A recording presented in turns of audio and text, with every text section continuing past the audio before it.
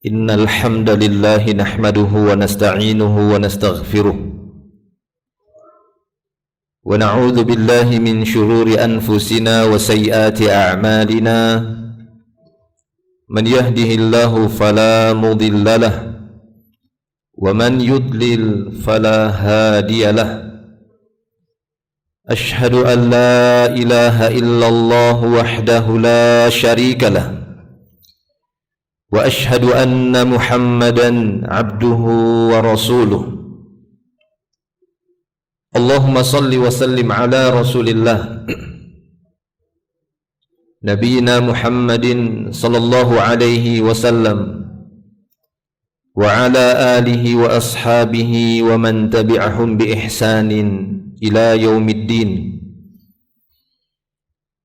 وقال الله تعالى يا أيها الذين آمنوا اتقوا الله حق تقاته ولا تموتن إلا وأنتم مسلمون أما بعد فيا عباد الله معاشر المسلمين إخواني في الدين رحمني الله وإياكم أجمعين أوصي نفسي وإياكم بتقوى الله فاتقوا الله ما استطعتم فاتقوا الله حيثما كنتم لعلكم تفلحون فقد فاز المتقون. Saudara-saudaraku kaum muslimin yang dimuliakan Allah Subhanahu wa taala. Segala puji hanya milik Allah. Kita bersyukur kepada Allah atas segala nikmatnya. Kita bersyukur pula kepada Allah Subhanahu wa taala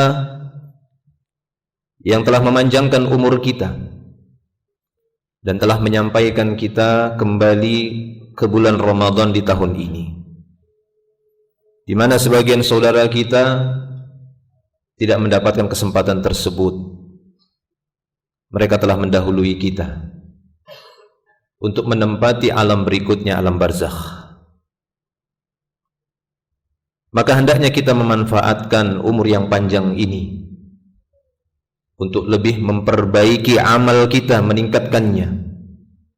Karena itulah ciri sebaik-baik manusia, sebagaimana sabda Nabi kita sallallahu alaihi wasallam, khairun nas man tala umruhu wa hasuna amaluhu wa syarrun nas man tala umruhu wa sa'a amaluhu. Sebaik-baik manusia, kata beliau sallallahu alaihi wasallam, adalah orang-orang yang sudah dipanjangkan umurnya oleh Allah dan bertambah bagus juga amalnya. Semakin bertambah umurnya, sehari demi sehari, sebulan demi sebulan, setahun demi setahun, sehingga telah tumbuh ubannya, bertambah bagus amalnya, bertambah tinggi ketakwaannya. Demikian juga sebaliknya, kata beliau, seburuk-buruk manusia, semakin ditambah umurnya, dipanjangkan umurnya, semakin jahat, semakin jelek, semakin buruk amalnya. Waliyadzubillah. Maka kita bersyukur kepada Allah atas panjang umur yang diberikan oleh Allah Ta'ala. Kita kembali memasuki bulan Ramadan. Jadikan ini sebagai peningkat amal soleh kita, mendekatkan diri kita dan meningkatkan ketakwaan kita. Dan itulah hikmah Allah syariatkan puasa, la'allakum tattaqun. Salawat dan salam kita tujukan untuk Nabi kita, Nabi Muhammad sallallahu alaihi wasallam. Semoga kita mendapatkan syafaahnya di yaumil qiyamah. Saya memberikan wasiat untuk saya pribadi dan semua jamaah untuk menjaga ketakwaan kita dimanapun dan kapanpun. Saudara-saudaraku kaum muslimin yang dimuliakan Allah Subhanahu wa taala, sering kita mendengar, bahkan semua kita sangat berharap mendapatkan syafaat, terutama syafaat Nabi kita, Nabi Muhammad sallallahu alaihi wasallam di yaumil qiyamah. Namun siapakah mereka yang paling berhak, yang paling berbahagia mendapatkan syafaat Nabi nanti pada hari kiamat? Di dalam sebuah hadis Nabi sallallahu alaihi wasallam telah bersabda, disebutkan dalam Sahih Bukhari dan Muslim, Beliau bersabda, likulli nabiyyin da'watun mustajabah, fata'ajjala kullu nabiyyin da'watahu, wa inni ikhtaba'tu da'wati syafa'atan li ummati yawmal qiyamah, fahiya na'ilatun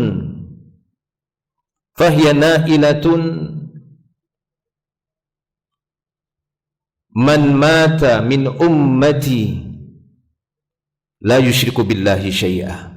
Rawahul Bukhari wa Muslim.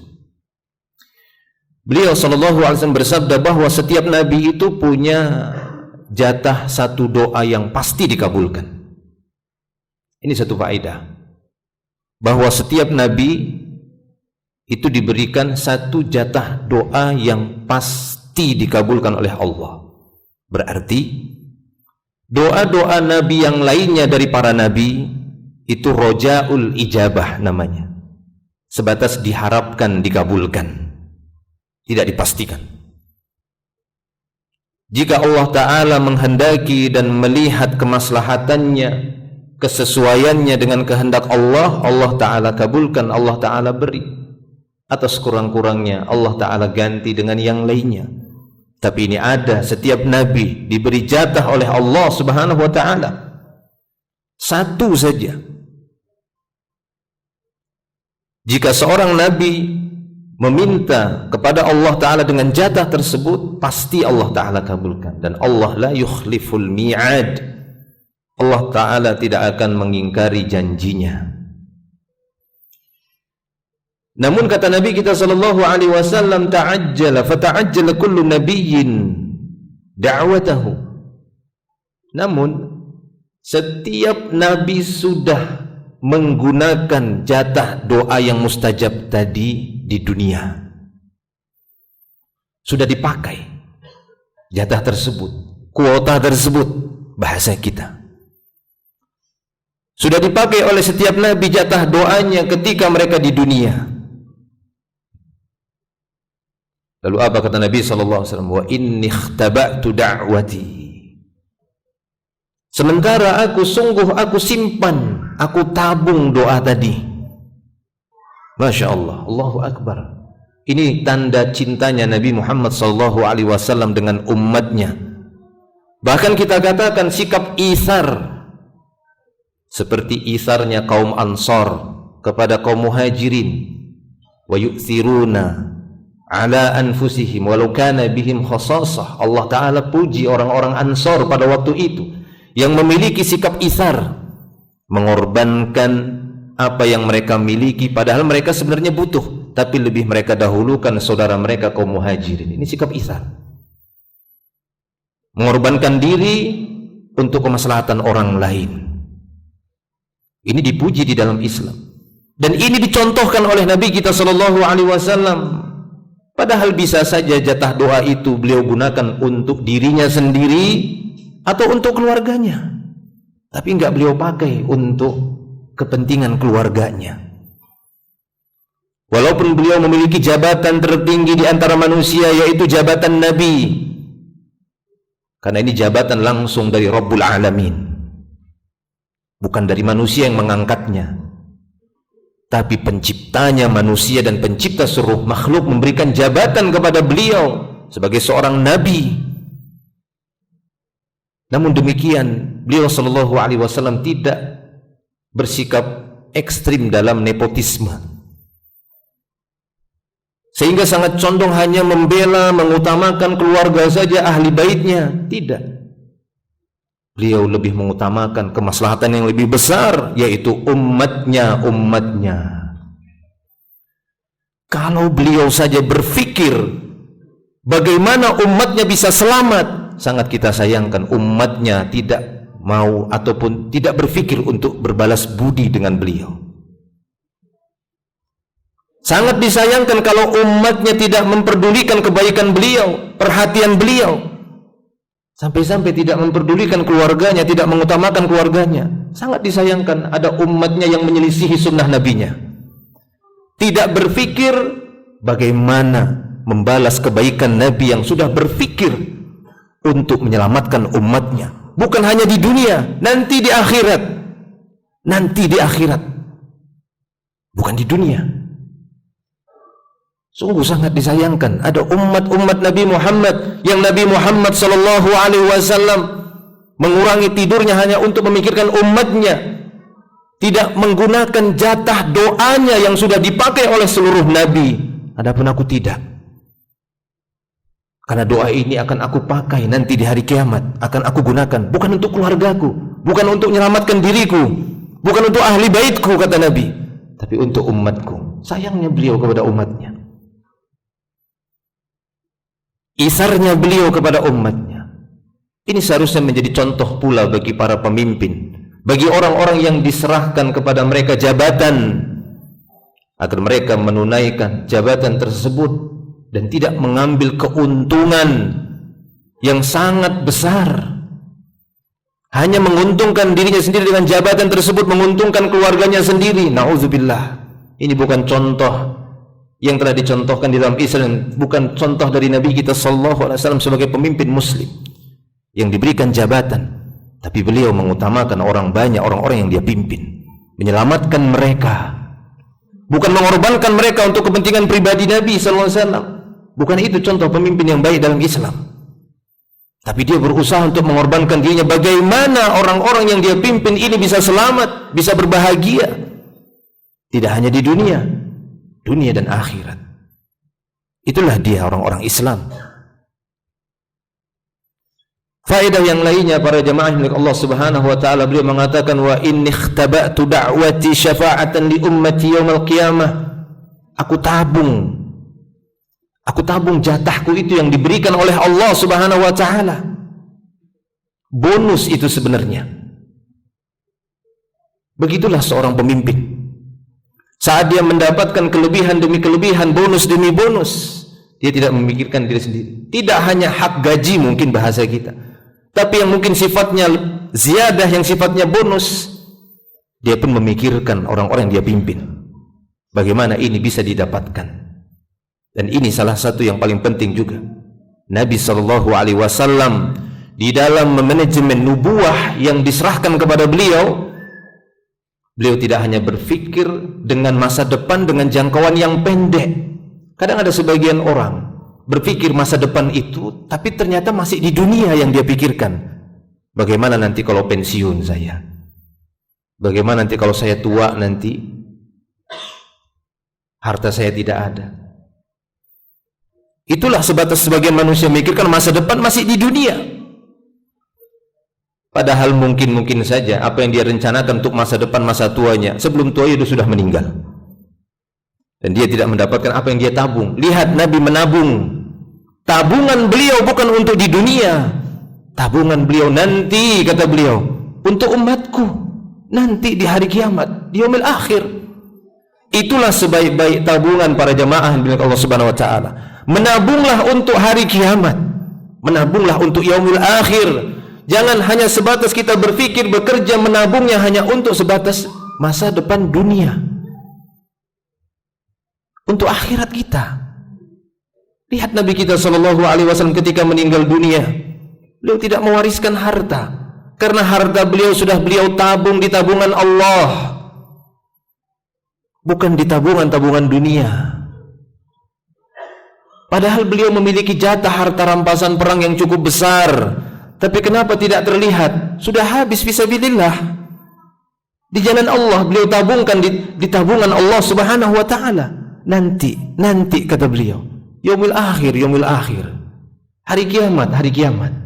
Itu dia masa depan. Itu yang harus kita fikirkan.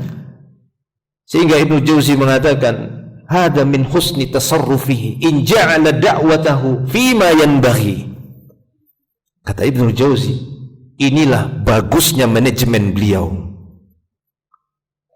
Ketika beliau memanajemen kehidupannya, jatah-jatahnya itu, terutama di dalam mengelola doa, jatah doa yang pasti dikabulkan oleh Allah Ta'ala, beliau letakkan pada perkara yang paling pas.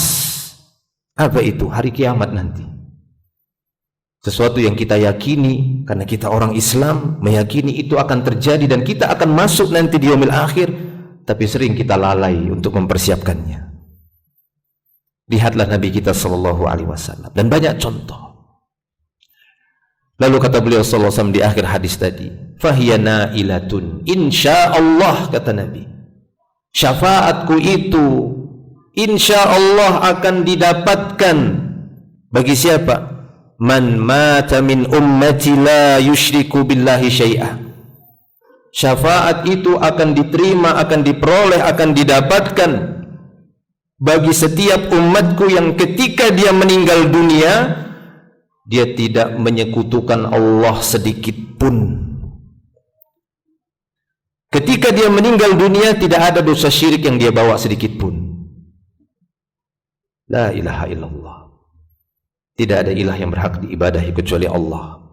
Maka penting bagi kita untuk terus mengasah tauhid kita, memahami kandungan la ilaha illallah, sehingga saat kita menjumpai kematian kita, kita tidak membawa dosa kesyirikan. Maka orang-orang seperti itulah, kata Nabi sallallahu alaihi wasallam, yang akan memperoleh syafaatku di yaumil qiyamah nanti, di mana seluruh para nabi didatangi oleh manusia, mereka hanya mengatakan nafsi nafsi, aduh diriku diriku, sudah tidak ada lagi jatahnya. Mereka datang kepada Adam, nafsi nafsi, kepada Ibrahim, kepada Nuh, kepada Ibrahim, kepada Musa, kepada Isa alaihi wassalam, mereka semua mengatakan nafsi nafsi. Lalu datanglah mereka kepada Nabi Muhammad sallallahu alaihi wasallam. Beliau gunakan syafaatnya itu untuk umatnya, agar umatnya lebih dahulu dihisab dan dimasukkan ke dalam surga Allah Subhanahu wa taala. Aku qauli hadza astaghfirullah li wa lakum wa lisairil muslimin.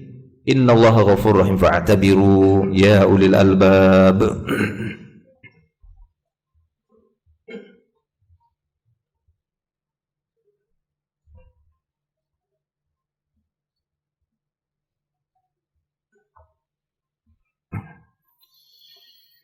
Alhamdulillahi rabbil alamin, wassalatu wassalamu ala asyrafil anbiya'i wal mursalin, nabiyyina Muhammadin sallallahu alaihi wasallam wa ala alihi wa ashabihi wa man tabi'ahum bi ihsanin ila yaumiddin. Amma ba'd.